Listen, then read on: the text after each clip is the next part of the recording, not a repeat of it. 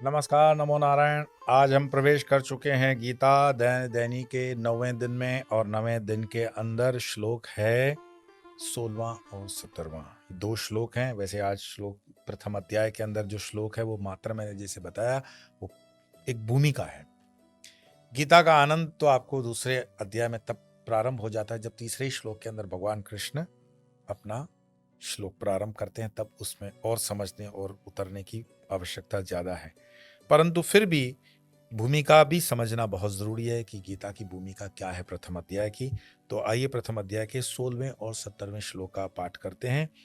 अनंत विजयम राजा कुंती पुत्रो युधिष्ठिरः नकुलः सहदेवश्च सुघोष मणिपुष्पको काश्यश्च परमेश्वास शिखंडी च महारथः दृष्टद्युम्नो विराटश्च सात्यकीश्च पराजितः।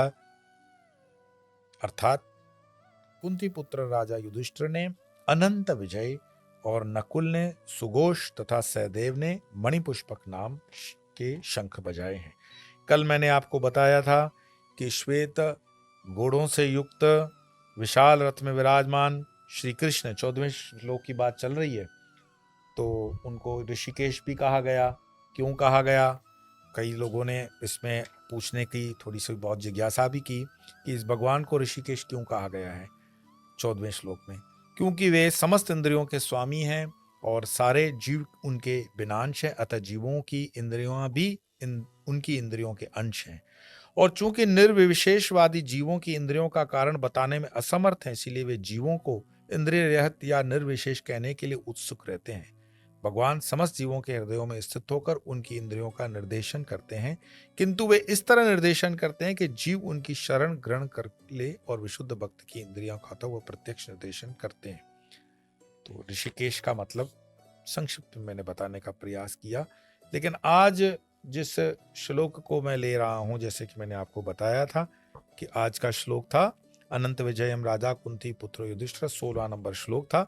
और 16वें का अर्थ भी मैंने आपको बताया कि ये जो नाम हम बताते हैं वो कल वाले भगवान कृष्ण के शंख का नाम था पांचजन्य, और अर्जुन के शंख का नाम है देवदत्त, और भीम के शंख का नाम है पौंड्र। और आज जो बता रहा हूं इस श्लोक में, कुंती पुत्र राजा युधिष्ठिर ने अनंत विजय नामक और नकुल ने सुघोष नामक तथा सहदेव ने मणिपुष्पक नामक शंख बजाए हैं। इन चीजों का महत्व तब होता है जब आप कुछ एकेडमिकली रिसर्च या उस पर कोई चर्चा कर रहे हो और उसके पीछे हेतु क्या है, अर्थ क्या है, तब ये नाम बड़े उपयोगी होते हैं, इनका बहुत अर्थ होता है। 17वें श्लोक का अर्थ है कि हे पृथ्वीपति यानी धृतराष्ट्र जी, उत्तम धनुषधारी काशीराज महारथी शिखंडी दृष्टद्युम्न विराट अजय सात्यकी द्रुपद द्रौपदी के 5 पुत्र और दीर्घ भुजाओं वाला सुभद्रा का पुत्र, इन सभी ने अलग अलग अपने शंख बजाए हैं। कहने का अर्थ यह है कि प्रत्येक योद्धा को अपना अपना शंख है। जैसे मान लीजिए हमारे एडमिनिस्ट्रेशन के अंदर जैसे कैसे कहते हैं कि हर सारे आईएएस या सारे मिनिस्टर्स को अपना बंगला है, अपनी गाड़ी है, अपना एक मोबाइल, अपनी यूनिक आईडी है। तो एक यूनिक आईडी जिसे कहते हैं, आधार नंबर हम लेकर चल रहे हैं, अभी यूनिक आईडी है। उस समय ऐसा अज्यूम करना होगा कि प्रत्येक के पास जो शंख है, नाम भी अपना अपना है और उसकी ध्वनि भी अलग अलग है।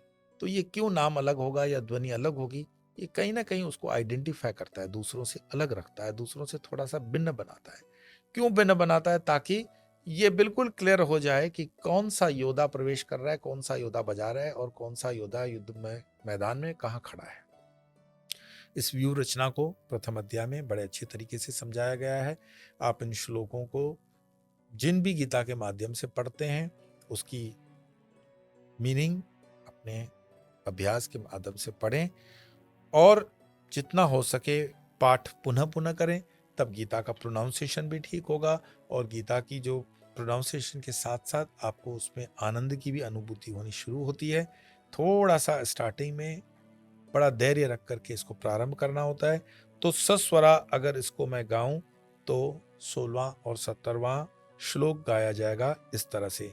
अनंत विजयम राजा कुंती पुत्र युधिष्ठिर नकुल सहदेवश्च सुघोष मणिपुष्पकौ काश्यश्च परमेश्वास शिखंडी च महारथ दृष्टद्युम्नो विराटश्च सात्यकीश्च पराजितः।